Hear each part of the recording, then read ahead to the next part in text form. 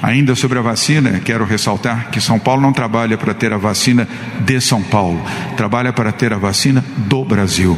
A vacina Coronavac será uma vacina disponibilizada para todos os brasileiros e não apenas para os brasileiros de São Paulo. Não há competição pela vacina, há competição pela vida.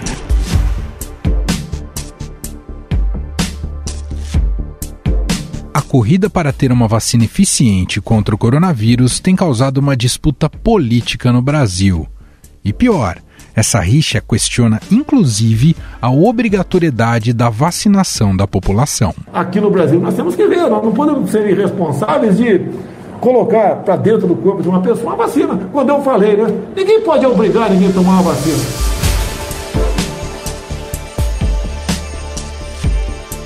São Paulo fechou uma parceria com uma empresa chinesa que está desenvolvendo a Coronavac. A vacina já está em fase final de aprovação pela Anvisa e é desenvolvida junto ao Instituto Butantan. O Estado, inclusive, já fechou o contrato para a compra de 46 milhões de doses. As vacinas serão entregues pela Sinovac ao Butantan no próximo mês de dezembro. Obviamente que vamos aguardar a finalização dessa terceira fase de testagem da vacina Coronavac no Brasil e aguardaremos também a sinalização positiva da Agência Nacional de Vigilância Sanitária.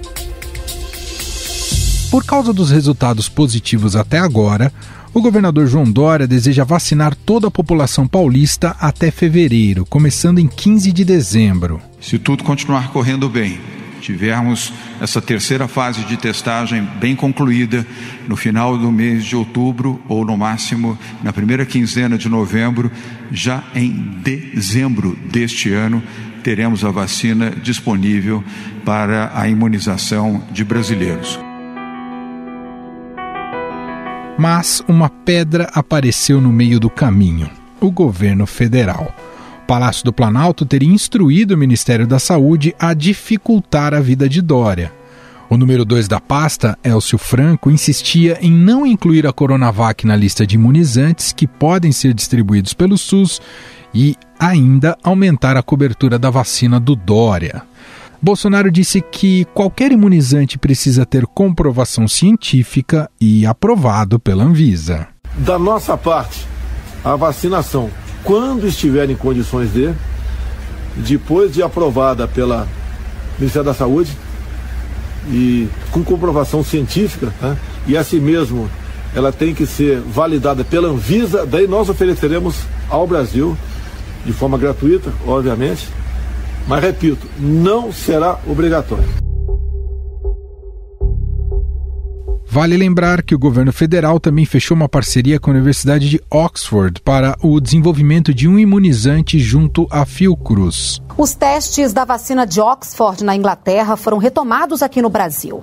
A Anvisa, que autorizou o retorno das pesquisas, explica que acompanha de perto os testes com quase 5 mil voluntários brasileiros para garantir a segurança dos participantes.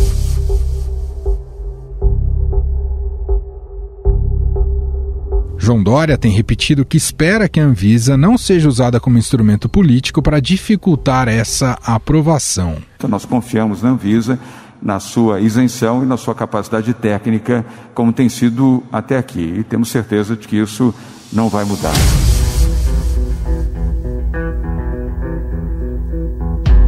Enquanto isso, o governador de São Paulo tem recebido visitas de políticos de outros estados para achar uma alternativa para a distribuição da vacina. E depois vamos também, eu e o governador e outros senadores, vamos estar na Anvisa para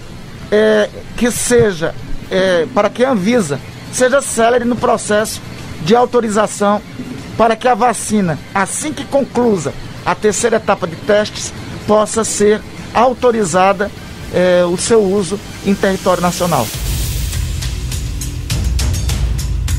Para tentar acabar com as especulações sobre as dificuldades criadas pelo governo federal, o Ministério da Saúde anunciou a compra de 46 milhões de doses da Coronavac. E para falar mais sobre essa disputa política em torno da vacina contra a Covid-19, convidamos a colunista do Estadão, Eliane Cantanhede.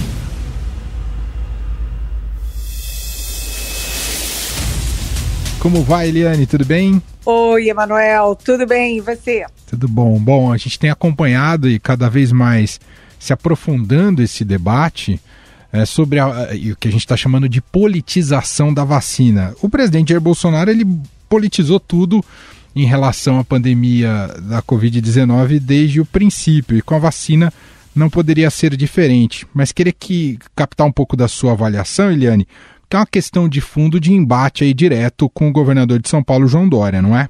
Com certeza. O presidente Jair Bolsonaro, ele negou desde o primeiro minuto a pandemia, continuou negando o tempo inteiro. Todo mundo lembra, né, a gripezinha, o e daí, quando já tinha não sei quantas mortes. Eu não sou coveiro. Todo mundo vai morrer um dia. Né, depois de fazer propaganda da cloroquina, que não é comprovada em nenhum lugar do mundo, por nenhuma entidade científica, ele fez propaganda e a cloroquina não é indicada para combater ou melhorar os contaminados pelo coronavírus. E agora, como fecho de ouro de toda essa história de negacionismo, de erros e equívocos, o presidente politiza a questão da vacina. Você lembra, Emanuel, que no início a única vacina que a gente tinha contra a pandemia era o isolamento social. Né, era ficar em casa, era não contaminar os outros, não se contaminar. O presidente combateu essa vacina o tempo inteiro. E agora, quando você tem a vacina real, né, essa possibilidade, o Brasil já está testando 4 tipos de vacina, o que o presidente faz? O presidente diz que, olha, eu não vou obrigar ninguém a tomar vacina, não. Toma quem quer. E tudo isso, por trás, tem a briguinha política do Bolsonaro, que só pensa numa coisa, na reeleição em 2022. Além disso, ele só pensa nele e nos filhos dele, em como salvar os filhos dele. Mas eu acho, assim, inacreditável, porque a vacina não dá para brincar, a vacina é a salvação do mundo, literalmente, no caso dessa pandemia.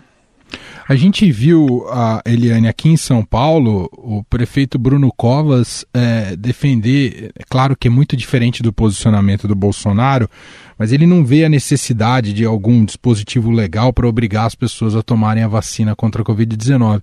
Bruno Covas indo contra aquilo que tem declarado o João Dória.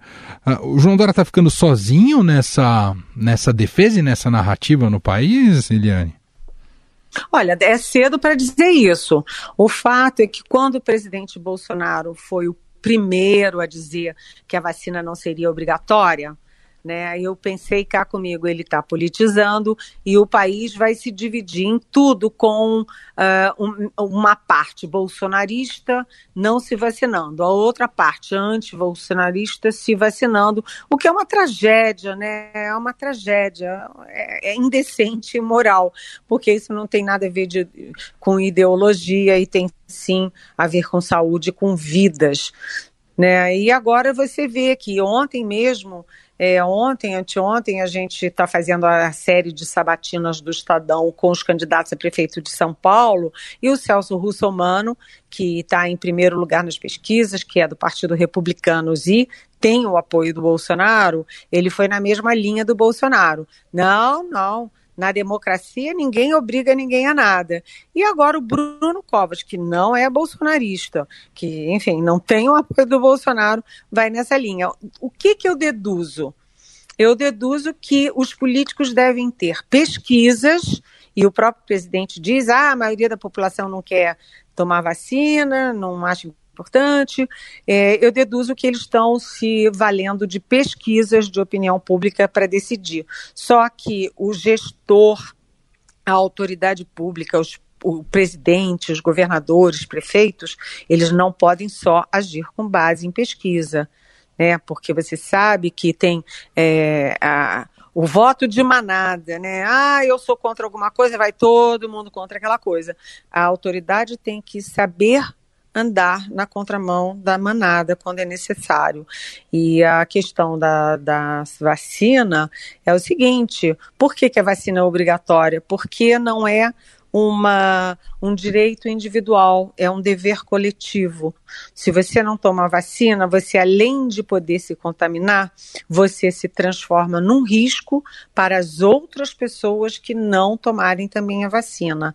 Então, quanto mais gente tomar vacina, menos risco de contaminação, menos risco de morte. Então, eu acho, sabe o que, Manuel?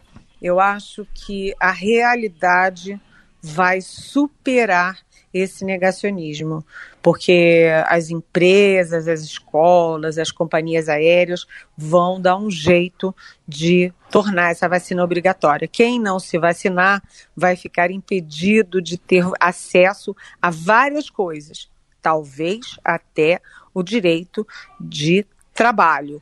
Então, vamos ver como é que fica isso. Muito bem, Eliane Cantanhede, diretamente de Brasília, atendendo aqui o nosso programa, o nosso podcast. Muito obrigado, Eliane. Até a próxima. Até a próxima, e vamos torcer também para que as nossas autoridades tenham juízo e que se comportem como homens públicos que têm obrigações com a sua gente e com a sua própria história. Como disse a Eliane, temos que falar também da outra disputa que citamos no início desse podcast, sobre a obrigatoriedade da vacinação. Mesmo sem ter certeza de quando uma vacina estaria disponível à população, a controvérsia antecipada de um lado pelo presidente Jair Bolsonaro, contrário à imunização compulsória. A lei atual incluiu a questão de pandemias lá, mas a lei é bem clara. E quem define isso é o Ministério da Saúde. O meu ministro da Saúde já disse claramente que não será obrigatória essa vacina e ponto final. Outra coisa, tem um governador também aí que está se intitulando aí o médico do Brasil, dizendo que ela será obrigatória. Repito que não será.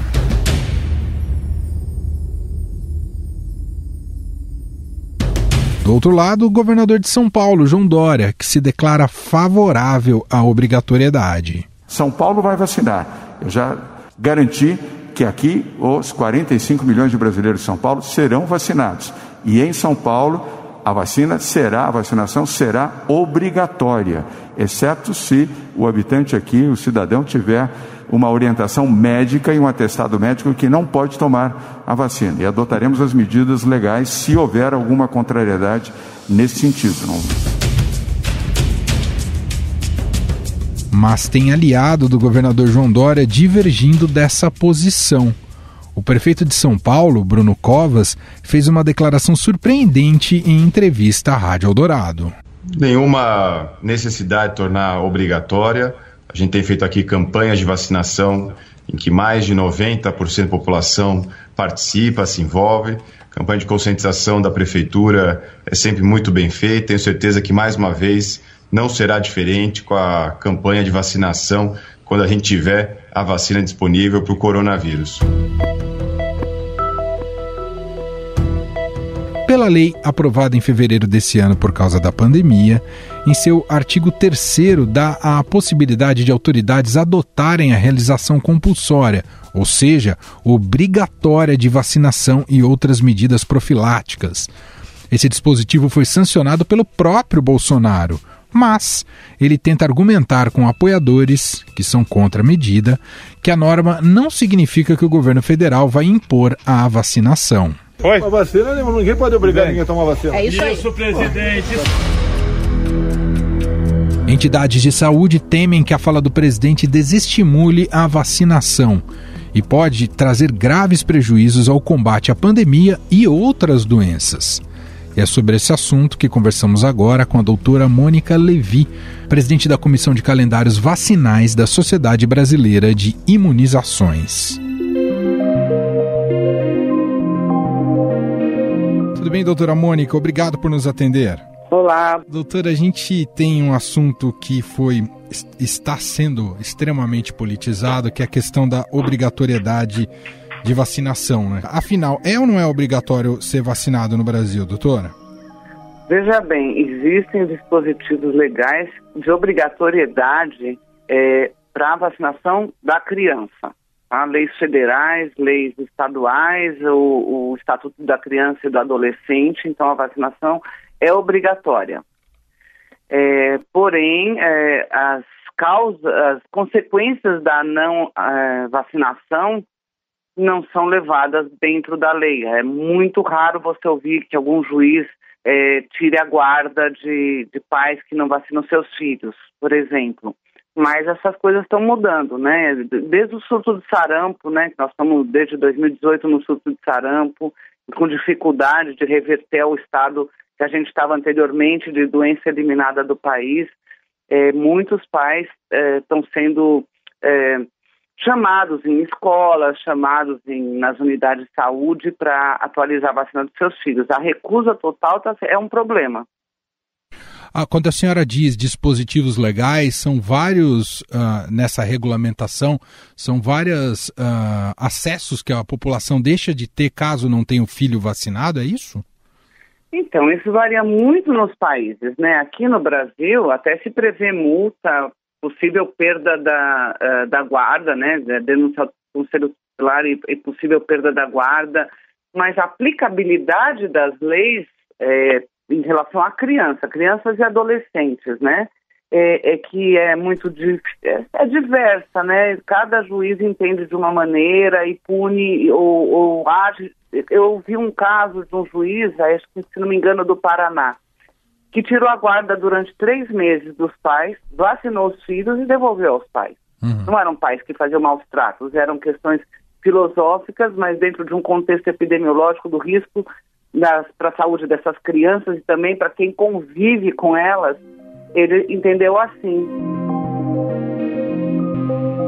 Doutor, acho importante a gente explicar também a questão de fundo científica, epidemiológica. Por que é importante ter uma cobertura vacinal alta na população? Veja bem, o que significa queda de cobertura vacinal? Você tem um risco de reintrodução ou de recrudescimento até de doenças que já estavam erradicadas ou muito controladas no país, como, por exemplo, o sarampo, que não é uma hipótese, está acontecendo isso. Nós estamos tendo 2 anos de surto de sarampo, por conta de baixas coberturas vacinais, mas também rubéola, difteria, poliomielite, entre outras, né? Quem opta por não se vacinar ou não vacinar seus filhos, aumenta o risco que outras pessoas a doença. Não é só a proteção, não é só para ele. Ele vacinado, ele deixa de transmitir. Então, também um ato de responsabilidade social, né? A gente pode entender assim. Você está protegendo aqueles que não estão vacinados, ou porque não têm idade suficiente, ou porque tem uma contraindicação médica, um imunodeficiente, tem uma contraindicação para determinada vacina. Então, a sua obrigação enquanto cidadão é de estar vacinado e não ser um transmissor, ainda que involuntário. É nesse sentido, né? Perfeito. Doutor, agora te perguntar sobre o centro dessa polêmica da obrigatoriedade da vacina contra a Covid-19. O governador do estado de São Paulo, João Dória, assim se posicionou, né, da necessidade da obrigatoriedade, diferentemente do presidente Jair Bolsonaro, que coloca que ninguém será obrigado.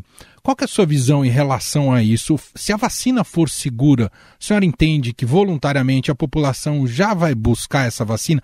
Há necessidade de regulamentar via lei para que haja uma obrigatoriedade mais rigorosa? Mais contundente, né? Eu acredito que vai ter que ser assim mesmo, porque tem uma pesquisa feita pelo Ibope com a Avaz, que o resultado mostrou que 1 em cada 4 brasileiros está dizendo, adultos, né? Que não vão se vacinar. Estou vendo uma grande xenofobia contra a vacina chinesa.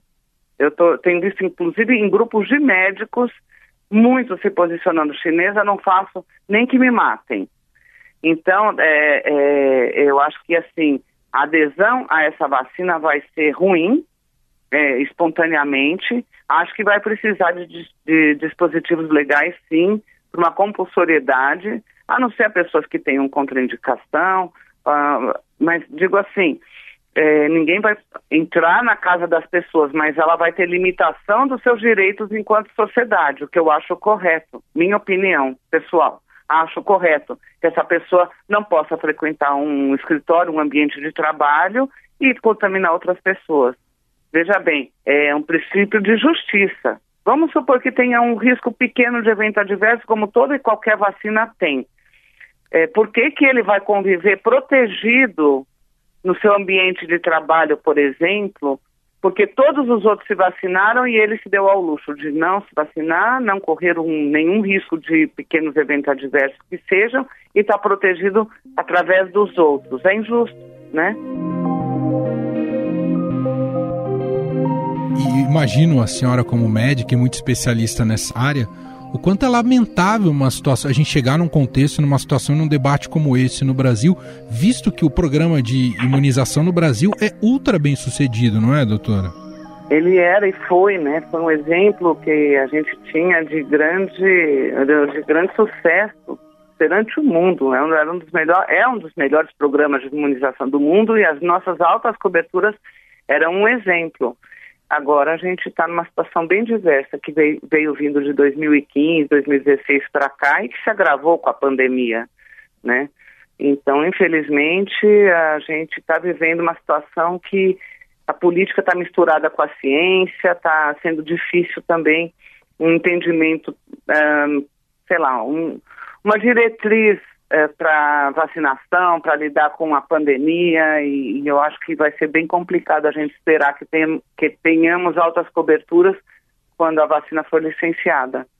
Acho que vai ter que ter um grande esforço aí do Ministério da Saúde, nosso Programa Nacional de Imunizações, para que a gente tenha os resultados esperados, né? Sem dúvida. Eu, pessoalmente, estou aqui no estudo da vacina Oxford. Eu já tomei 2 doses, não sei se foi de vacina ou de placebo. Mas a senhora está no grupo? Sim. Hoje mesmo eu estou indo colher, daqui a pouco eu estou indo colher sorologia de 1 mês após a 2ª dose, né? Estou no estudo, no grupo de estudo. E a senhora teve alguma reação até agora, doutora? Olha, na primeira dose eu tive um pouco de dor de cabeça, uma sensação de calafrio, transitória, passageira, nada demais. Na 2ª dose eu não senti nada, absolutamente, nenhuma dor local, nem nenhum efeito sistêmico. Agora, eu estou no grupo eu estou no estudo sem saber se eu tomei placebo. Placebo não é placebo, na verdade é a vacina contra o meningococo ACWY, né, que está sendo dada como vacina controle da vacina Shandox, né, que é a vacina Oxford. Então, assim, alguma vacina eu tomei, mas não tenho como ter certeza de qual das duas foi. Entendi. Essa sorologia eu vou ficar sem saber também, porque se o sangue vai para Oxford e a gente não pode saber. Essa de Oxford, a necessidade de 2 aplicações, 2 doses, doutor? Também. Ela começou o estudo com uma dose única, mas os resultados que foram sendo vistos de sorologia para quem tomava 2 doses eram bem melhores. Então, mudou o protocolo durante o estudo aqui no Brasil, incluindo a 2ª dose. Deixa eu fazer uma última pergunta. Como tem essa onda de negacionismo muito forte no Brasil, gostaria de ouvir da senhora, uma especialista no assunto, passado por todos os protocolos e todas as regulamentações pelos órgãos responsáveis no Brasil, a população pode e deve confiar na vacina que será oferecida pelo Ministério da Saúde ou por algum governo estadual, doutor? Com certeza. A gente espera que não sejam questões políticas que levem ao licenciamento e ao uso dessa vacina. Que nós temos órgãos regulatórios que funcionam muito bem, a Anvisa é muito rígida, né, no estabelecimento de um licenciamento, e a partir do momento que for licenciada, a gente acredita, como todo e qualquer produto que foi e passa pelos critérios da Anvisa, a gente se sente seguro, sim. Muito bem, nós ouvimos a doutora Mônica Levi, presidente da Comissão de Calendários Vacinais da Sociedade Brasileira de Imunizações. Doutora, muito obrigado pela entrevista. Obrigada a vocês e vamos lá, aguardar a chegada das vacinas. Um abraço. Estadão Notícias. Antes de fechar o podcast, reforço o convite mais uma vez. Ontem estreamos mais um podcast aqui no Estadão, Trabalho Mental. O primeiro episódio já está disponível para download ou para você ouvir em qualquer plataforma de streaming ou agregador de podcast. Vai ser uma série com alguns episódios justamente tratando desse tema, né? O ambiente de trabalho e a nossa saúde mental, as doenças associadas, como superar isso e, enfim, ter mais qualidade de vida no seu dia a dia, na sua rotina de trabalho. Tá muito legal, com muitos especialistas e dicas que são imperdíveis. Então busque lá, Trabalho Mental, em qualquer agregador de podcast ou plataforma de streaming ou seu tocador favorito. Estadão Notícias desta quarta-feira vai ficando por aqui. Contou com a apresentação minha, Emanuel Bonfim, produção de Gustavo Lopes e montagem de Moacir Biasi. Diretor de jornalismo do Grupo Estado é João Fábio Caminuto. E o nosso e-mail, podcast@estadão.com. Um abraço para você e até mais. Estadão Notícias.